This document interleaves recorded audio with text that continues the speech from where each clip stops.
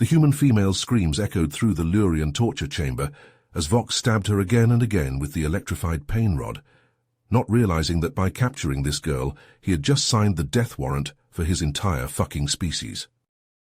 "I must say, this one has spirit," Vox laughed as he finally turned off the rod. The human prisoner, Natalie, slumped in her restraints, blood dripping from her many wounds. "She's lasted longer than any other human we've captured. How long until she breaks, Zar?" Zar shifted uneasily, keeping his eyes averted from the gruesome scene before him. "I don't know, sir, but maybe we should stop. I've heard rumors about humans. They say they'll stop at nothing if you harm their children or mates. This Natalie we've captured is apparently the daughter of one of their most elite soldiers. What if he comes for her?" Vox scoffed dismissively, picking his sharp teeth with the gore-encrusted pain rod. "Let him come! These primitive apes are no match for Lurian might. How many of their pathetic colonies have we conquered just in the last cycle? We'll defeat this elite soldier just like all the rest. Besides, with his daughter as leverage, what can he do? He'll have no choice but to surrender and reveal all of Earth's weaknesses to us." "I suppose you're right," Zar conceded, though doubt still flickered in his eyes. "The Emperor himself has decreed Earth will fall, so its resources can fuel our Empire's expansion. These humans don't stand a chance." Vox nodded, a wicked grin splitting his reptilian face as he turned back to the prisoner. "Yes, and torturing this female will be the key to crushing their resistance once and for all. The humans' ridiculous attachment to their offspring will be their downfall. Now let's—" A shrill alarm blared through the compound, cutting him off.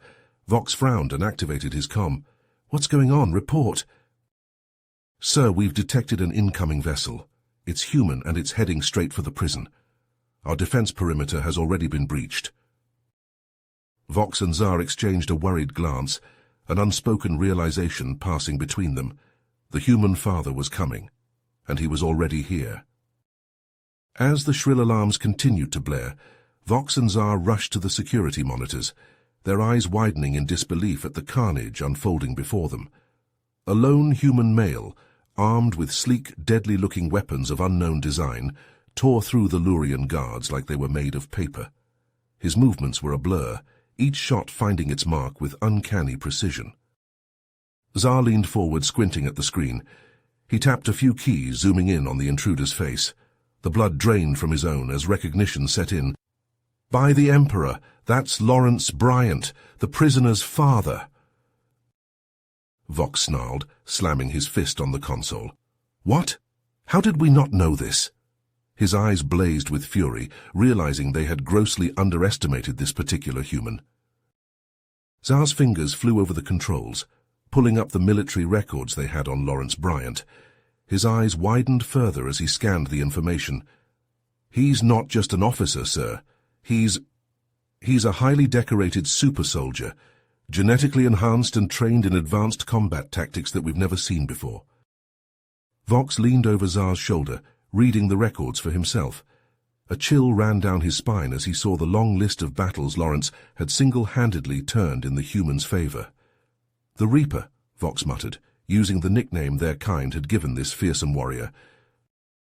On the screens, Lawrence continued his relentless advance, dispatching dozens of the best Lurian soldiers with a speed and skill that seemed impossible for a mere human.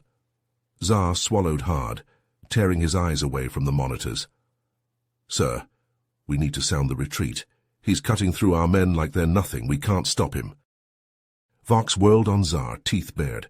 "No, we will not run from this primate. All units converge on the intruder's position. Surround him." Zar gaped at Vox in disbelief. "Are you mad? We need to cut our losses and evacuate. This human, he'll kill us all." A cruel smile twisted Vox's lips. "We're not running. This is our chance. Don't you see? If we can capture him, break him, it will demoralize the entire human resistance. They'll crumble without their greatest hero." Zar shook his head but said nothing more as they watched Lawrence carve a path of destruction deeper into the compound. Vox paced, his claws gouging furrows in the console, frustration mounting with each soldier that fell to the human's blades and bullets. Minutes dragged by, feeling like hours. Zar studied the route Lawrence was taking, and a terrible realization dawned. "Sir, He's heading for the cell blocks, for his daughter. Vox paused, a slow, vicious grin spreading across his face. Then that's where we'll spring our trap. He may be a super soldier, but every man has his weakness, and we have his. He activated his comm. All units, pull back to cell block A7. Prepare an ambush. We'll use the female as bait. Just as Vox was about to give the order to spring the ambush, an urgent transmission from Lurian High Command interrupted him. The screen flickered to life, revealing the scowling visage of the Lurian Emperor himself. "Commander Vox," the Emperor growled, his deep voice dripping with displeasure. "I demand an update on the situation at once. Why have I received reports of a human infiltrator wreaking havoc in one of our most secure facilities?" Vox, his previous bravado evaporating under the Emperor's withering glare, stammered out a response. "Your Eminence, I assure you we have the situation under control. The intruder will be captured momentarily." The Emperor narrowed his eyes, clearly unconvinced. "Is that so? Then how do you explain the dozens of casualties already reported? This Lawrence Bryant seems to be making a mockery of our defenses." Tsar, sensing an opportunity to undercut his rival, chimed in. "If I may, Your Eminence, Commander Vox did initially dismiss the threat posed by this particular human. He believed our forces would easily overwhelm him." Vox paled, the memory of that disastrous security breach still fresh in his mind.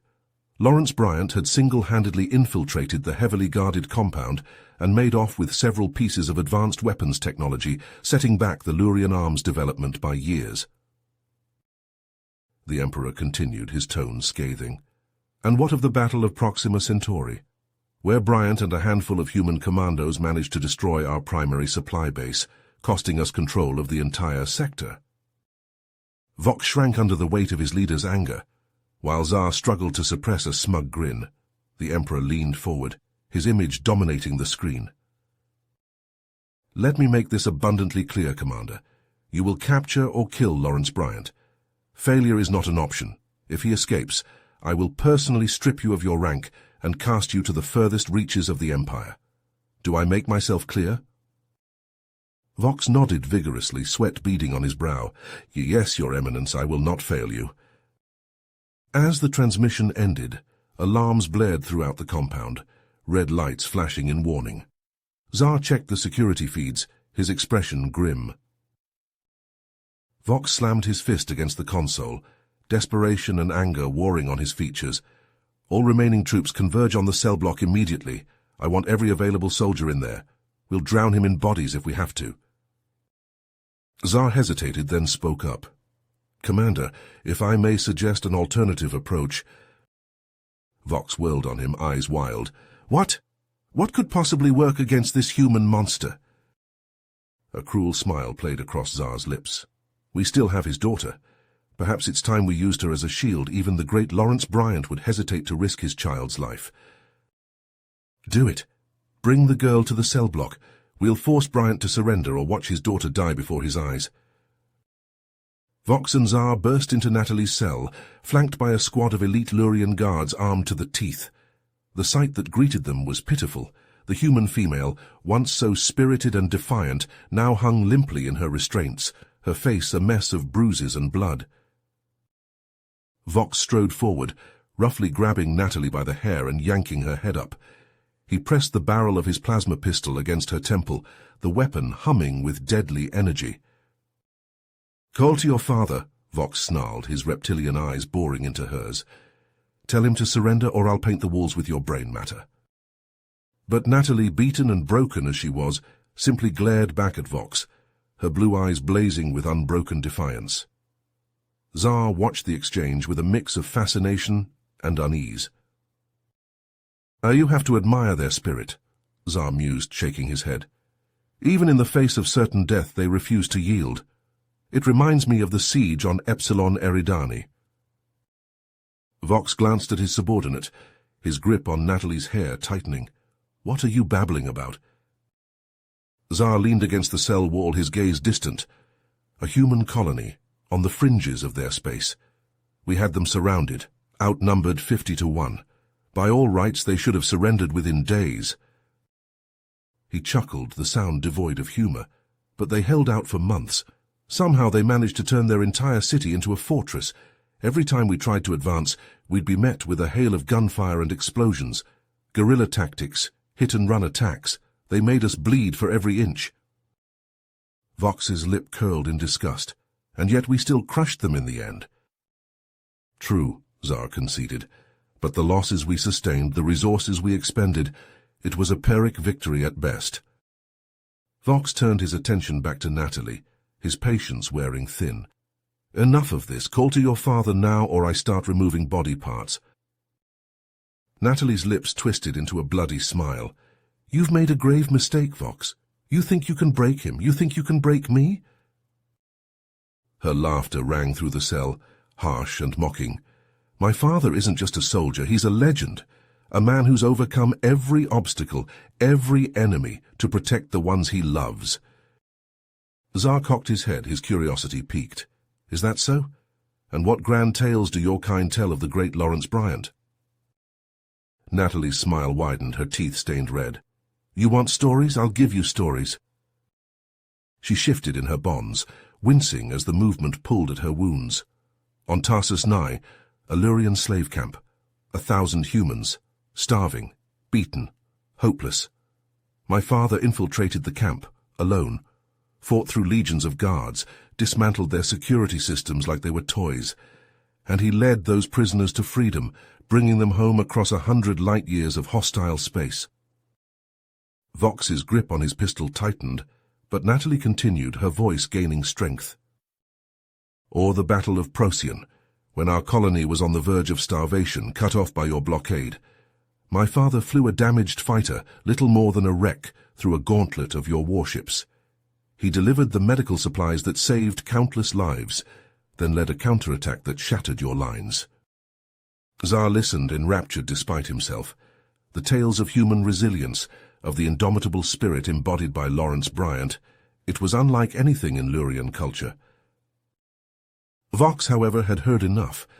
He pressed the pistol harder against Natalie's skull, his finger tightening on the trigger. But before Natalie could respond, a deafening explosion rocked the cell block. The guards stumbled, their weapons swiveling towards the door, as smoke began to pour into the room. Then, over the ringing in their ears, a voice boomed from the intercom, a voice that struck fear into the hearts of every Lurian who heard it. Vox's eyes darted around the cell, seeking an escape, but there was none. The human legend was coming, unstoppable, and Vox knew his only chance was the fragile human shield in his grasp. Back, he snarled at his men, dragging Natalie towards the door. Form up around me. The human comes through that door. You fill him with plasma. Zar swallowed hard, his hand shaking as he raised his own weapon. This was it, the moment of truth, the Reaper of Earth against the might of the Lurian Empire, and he had a sinking feeling he knew which side would emerge victorious. Vox shoved Natalie forward, his claws digging into her arm as he marched her down the corridor. Move, he snarled, the plasma pistol never wavering from her temple. Natalie stumbled, biting back a cry of pain. Her legs felt like lead, her body battered and bruised from the Lurian's interrogation, but she refused to give Vox the satisfaction of seeing her break. Zar trailed behind them, his eyes darting nervously between Natalie and the smoke-filled hallway. The sound of gunfire was getting closer. Lawrence was coming. Suddenly, Zar's communicator chimed. He tapped the device, his eyes widening, as a holographic image of a battle-scarred Lurian appeared. It was Krax, the commander of the Lurian fleet orbiting the planet. Report, Krax barked, his reptilian features twisted into a scowl. What's the situation down there? Zar swallowed hard. Sir, the human has breached our defenses. He's cutting through our troops like they're nothing. We can't stop him. Krax's eyes narrowed. Lawrence Bryant, he hissed, the name dripping with venom. I should have known.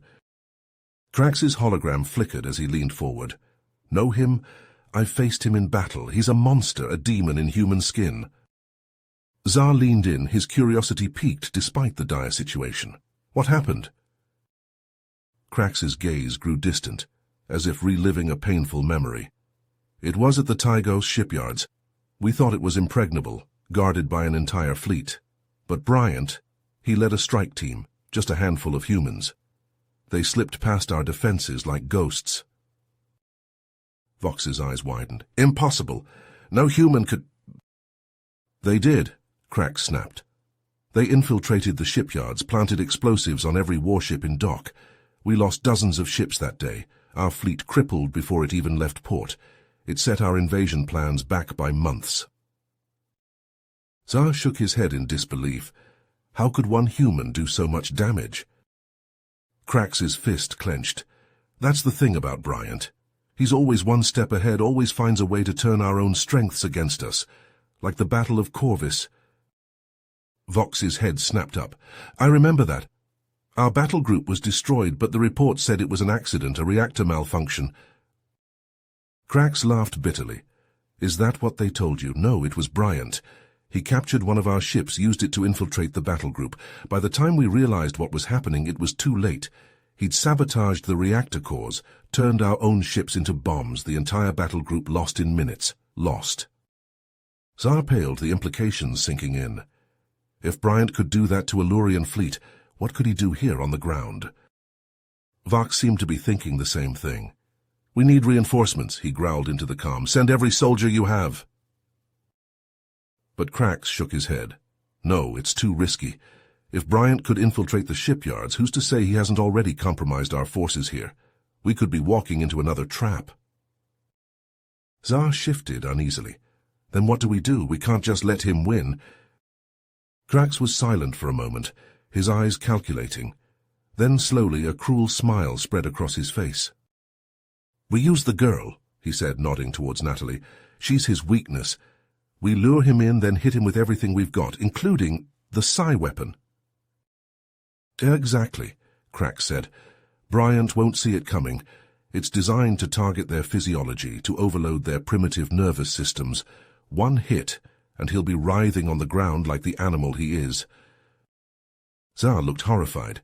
But, sir, using a weapon like that, it's a war crime. It goes against every convention of civilized warfare. Crax rounded on Zar, his eyes blazing. Civilized? You think the humans care about civilized warfare? They're barbarians, savages. They'll do whatever it takes to win, and so will we. Vox nodded slowly, a vicious gleam in his eye. Yes, the Sci weapon, it's perfect. Bryant won't stand a chance. But before they could continue, Lawrence's voice boomed over the intercom once more. Vox, Zar, Crax, I know you can hear me. This is your last chance. Release my daughter and surrender, or I will bring this entire compound down on your heads. Crax snarled into the comm. You arrogant ape. You think you can threaten us. We have your daughter. Surrender or she dies. There was a moment of silence. Then Lawrence's voice again, cold as the void of space. And with that, the compound shook with the force of a nearby explosion, alarms blaring, lights flickering. Lawrence was coming, and nothing would stop him from saving his daughter. Vox clenched his fist, his eyes narrowing as he turned to his men. Set up the trap now, he barked, his voice laced with desperation. We'll lure Bryant in and hit him with the Sci weapon. It's our only chance. The Lurian soldiers scrambled to obey, hastily assembling the components of the experimental device. Zar watched them work, a sense of unease gnawing at his gut. Sir, are you sure this is wise? He ventured, keeping his voice low. Bryant's already proven he's resourceful. What if this only provokes him further? Vox rounded on Zar, his teeth bared. You have a better idea? The humans cutting through our defenses like they're made of paper. This weapon is our best hope of stopping him. Zar leaned forward, intrigued despite himself. What happened? Crax's eyes took on a distant look. It was a hostage situation. Some of their diplomats had been captured by the Zorgans, a species known for their precognitive abilities. Everyone said it was a suicide mission. He shook his head. But Bryant and his team, they managed to infiltrate the Zorgan stronghold, used disguises, stealth tech, even turned the Zorgans' own defenses against them. It was like something out of a damn spy holo novel. Zar stroked his chin, considering. Maybe that's the key, he mused. Humans, they don't think like us, they're unpredictable, adaptable. Perhaps the way to beat them is to understand their psychology, anticipate their moves. Vox snorted derisively. Anticipate, they're savages, Zar. Brutes who only understand force and aggression. This war is proof of that. He gestured to the screen, where scenes of battle played out in grim detail. We're trying to bring order to the galaxy, to uplift these primitive species. But the humans? They just want to spread their chaos and destruction. As if on cue, Lawrence's voice crackled over the comm once more, but this time his words were not for Vox or his Lurian captors. Natalie, sweetheart, I know you're scared, but I need you to be strong for me, okay? I'm coming for you. No matter what it takes, I will save you. I promise. Vox's lip curled in a sneer. He turned to the soldier manning the psi weapon's controls. Is it ready? The soldier nodded, his claw hovering over the activation key. Yes, sir, fully charged and calibrated for human physiology. Good. Vox's eyes glittered with malice. The moment Bryant shows his face, fry him.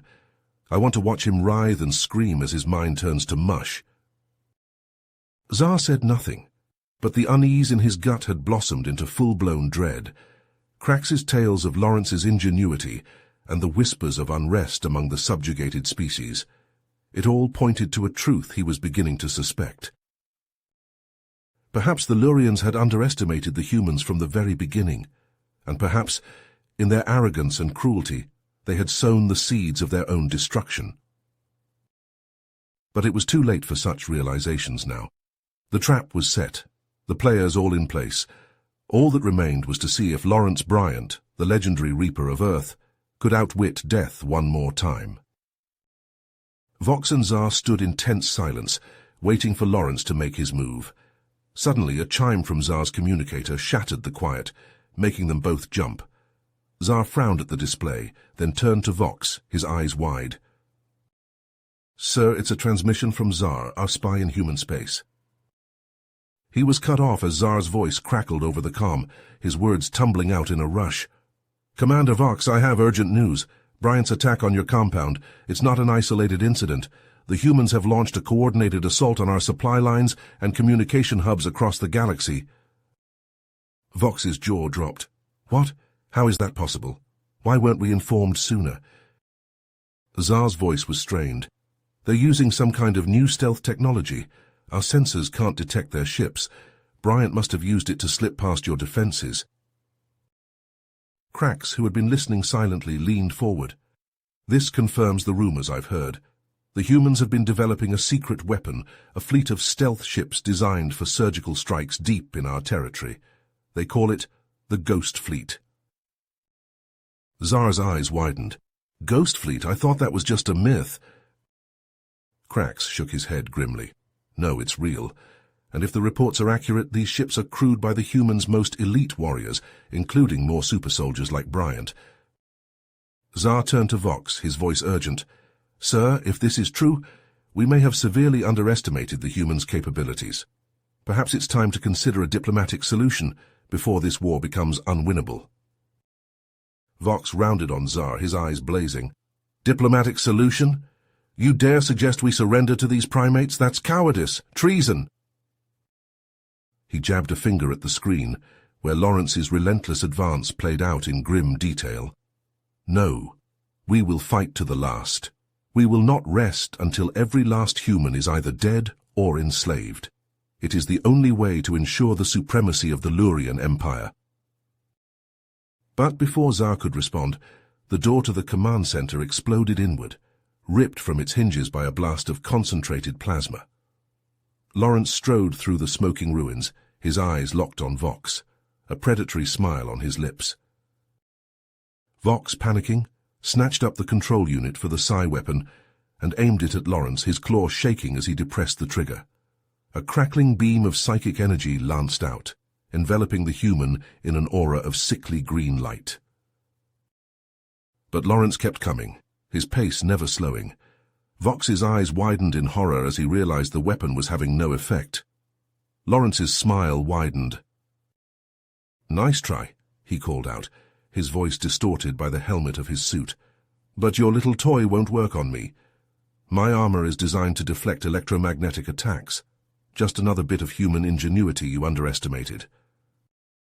With a blur of motion, Lawrence lunged forward, his fists and feet lashing out in a whirlwind of strikes.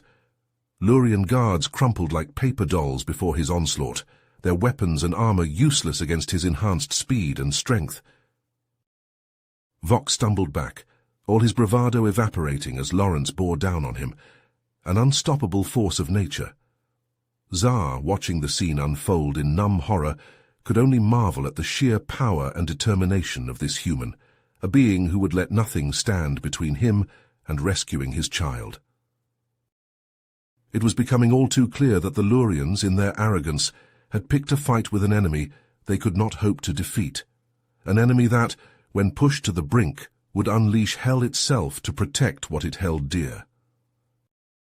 As Lawrence smashed through the last line of guards and closed in on Vox and Natalie, Xar found himself wondering if this was how the Lurian Empire would fall, not with a whimper, but with a roar of human defiance that would echo across the stars. The fight was far from over, and the Lurians were only beginning to understand the true depth of humanity's resolve.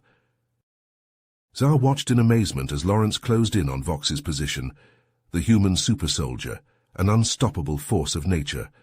Vox's eyes widened with fear as he barked into the comm, "Cracks, where are those reinforcements? We need them now." There was a moment of tense silence before Crax's voice crackled over the link.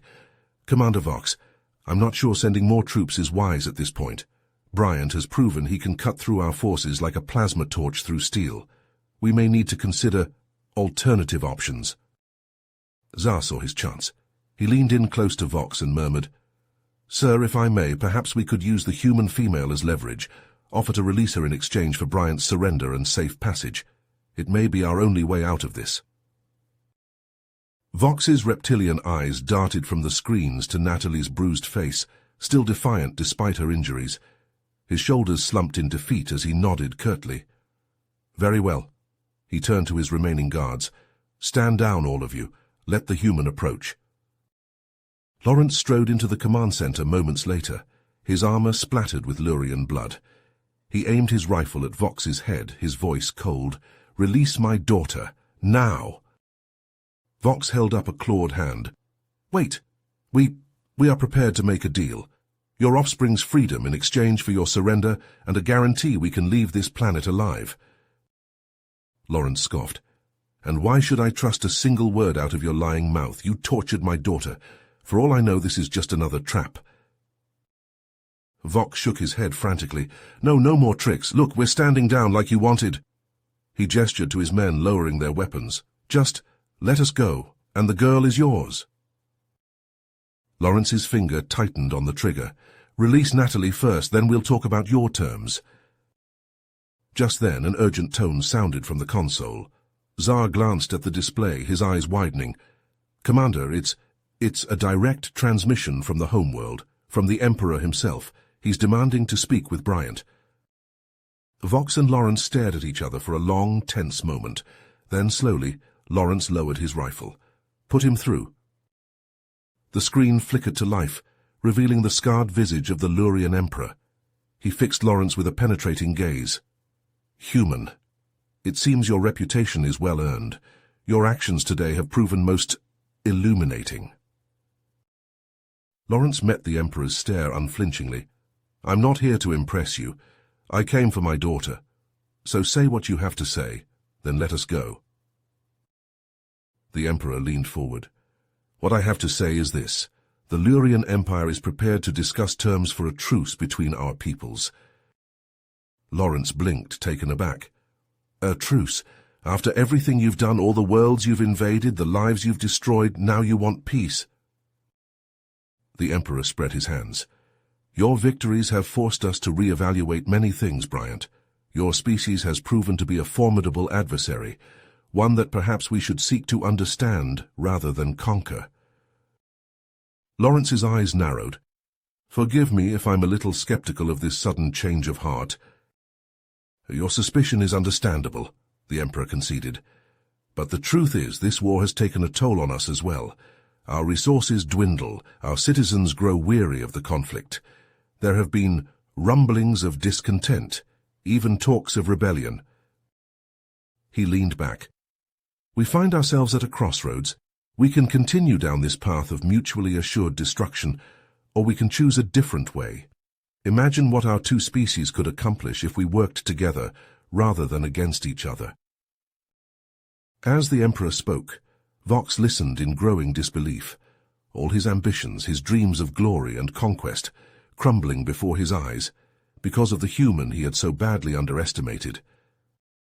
Tsar glanced at his commander, seeing the despair etched on his face, and felt a twinge of pity. Vox had been a proud warrior, but his pride had blinded him to the truth that the Lurians were not invincible, that their arrogance would be their downfall. As Lawrence and the Emperor continued their tense negotiation, Tsar's communicator chimed urgently. He glanced down, his eyes widening as he read the message scrolling across the screen. "Sir," Tsar said, his voice tight with barely suppressed excitement, "I've just received a transmission from the Lurian rebel faction. They claim they've been working with human forces to undermine the Empire's war efforts." Vox's head snapped around, his eyes narrowing. "What?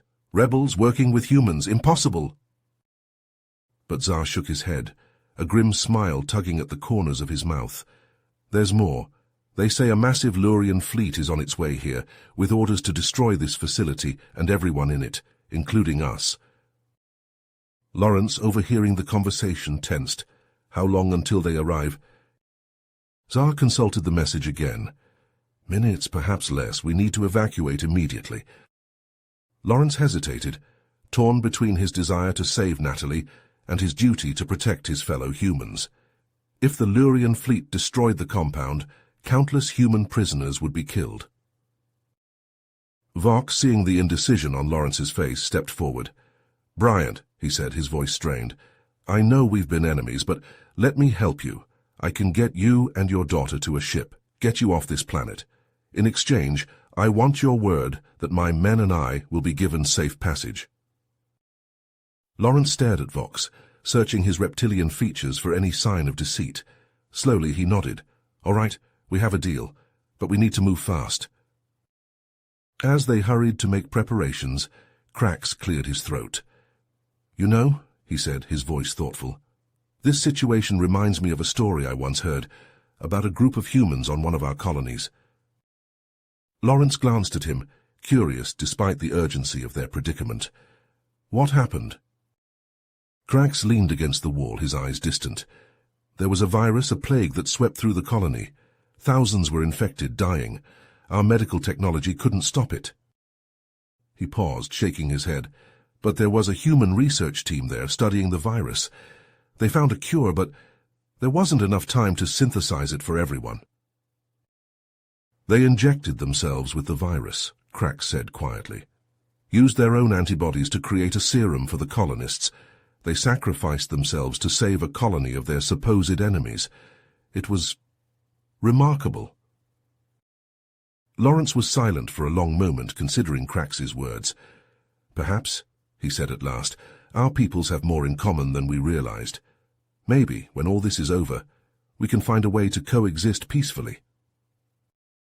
Vox, listening to the exchange, found himself nodding in agreement. "Anything is possible," he muttered, surprised at his own words. "But first, we need to survive the next few minutes." Together, the unlikely allies made their way through the compound, the sounds of battle growing ever closer. Vox led them to a hangar bay, where a small, battered freighter waited, its engines already humming with power. "This ship will get you past the blockade," Vox said, ushering Lawrence and Natalie aboard. "With any luck, the rebel faction will be able to provide cover for your escape."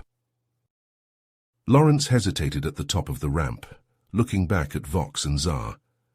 "What about you? Will you be able to get your people out?" Tsar nodded grimly. "We'll manage. Krax and I will coordinate the evacuation of our remaining personnel. You just focus on getting your daughter to safety." As the ramp sealed shut and the ship lifted off, Lawrence and Natalie strapped themselves into the cockpit. Lawrence's hands flew over the controls, coaxing more speed from the vessel as it rocketed away from the compound. Behind them, the Lurian fleet descended like a swarm of angry insects, their weapons already blazing. Explosions blossomed across the landscape as the ships opened fire, reducing the prison complex to rubble in a matter of moments. But Lawrence and Natalie were already gone, streaking towards the stars and the safety of human space. As they watched the Lurian ships recede in the distance, Natalie reached over and squeezed her father's hand. "Do you think it's true?" she asked softly. "What Crack said about the humans and the virus?" Lawrence nodded slowly. "I believe it. We've always been a species that's willing to sacrifice for others, even our enemies. It's what makes us human." Lawrence said nothing, his eyes fixed on the starscape ahead.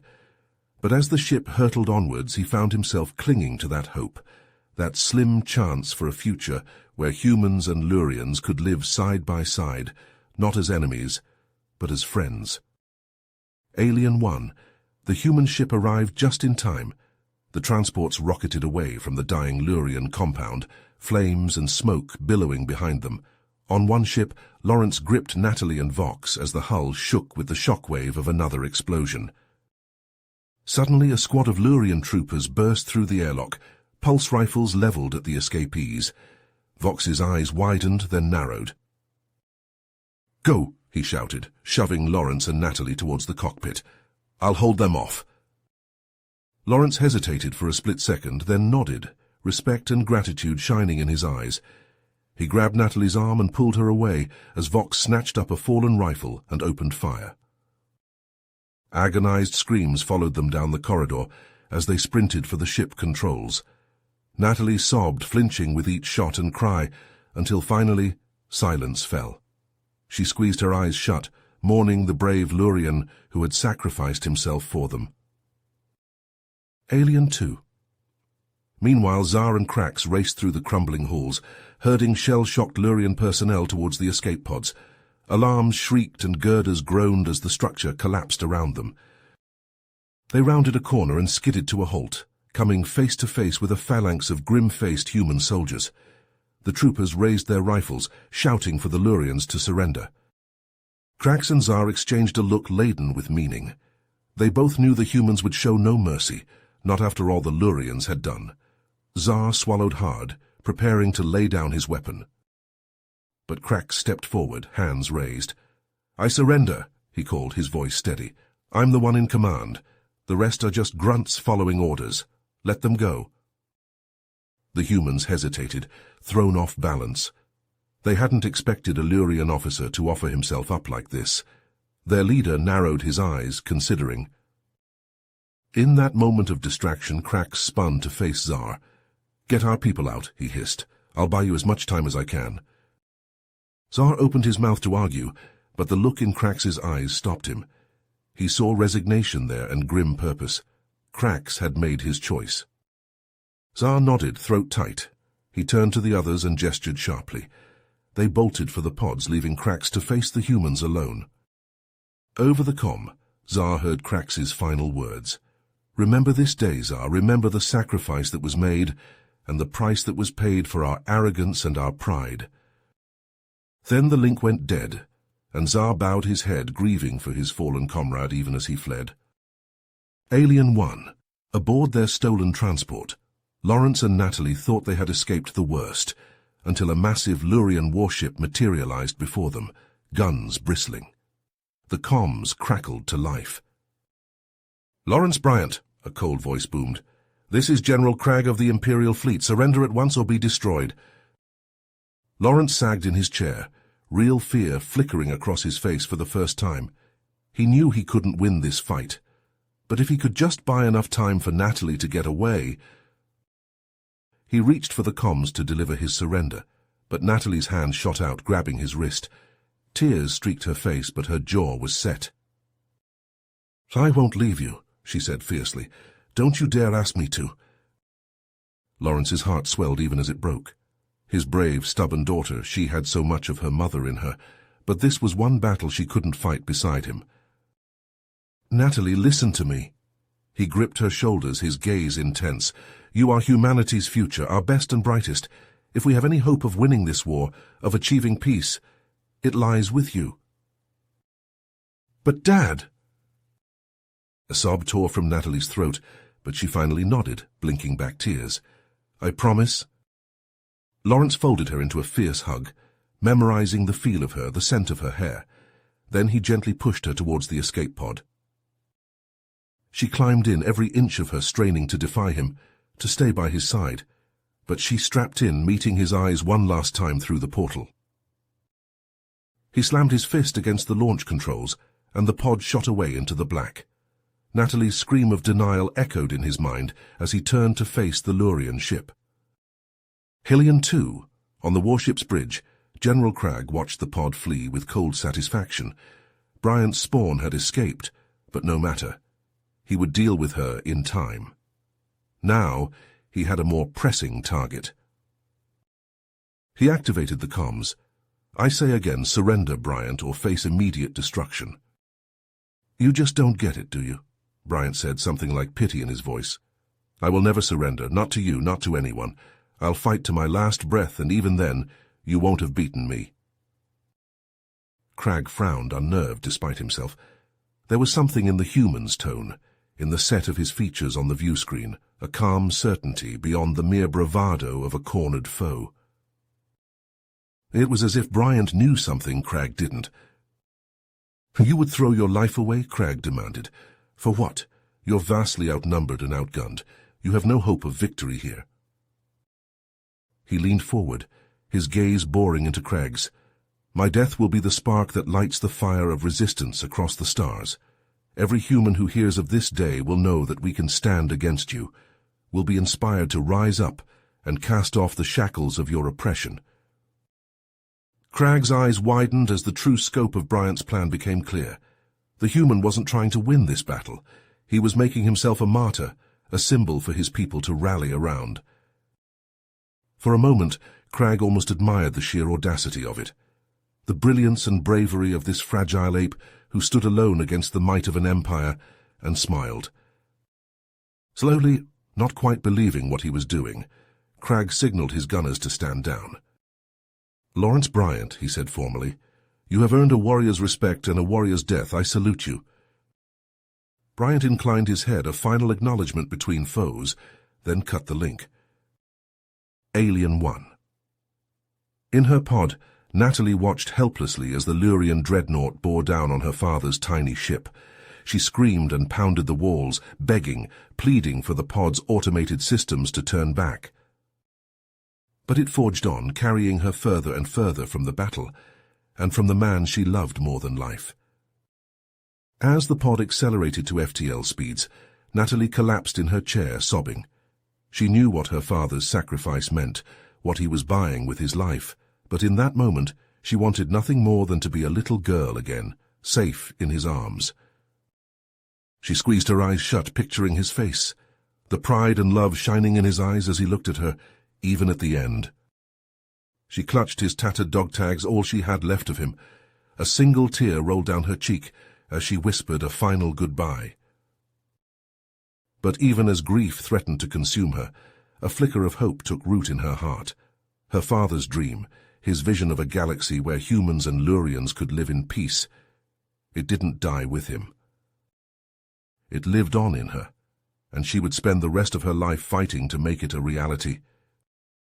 As the pod hurtled through the void, carrying the last best hope of two species, Natalie lifted her chin. She had a feeling the galaxy hadn't seen the last of the Bryant family, and when she was done, the Lurians would rue the day they ever tangled with humanity. You have reached the end of the story. If you enjoyed this story and want to support us, please leave a like and subscribe to our channel, and for every comment that says 88, I will heart every single one of them. Thank you for your time.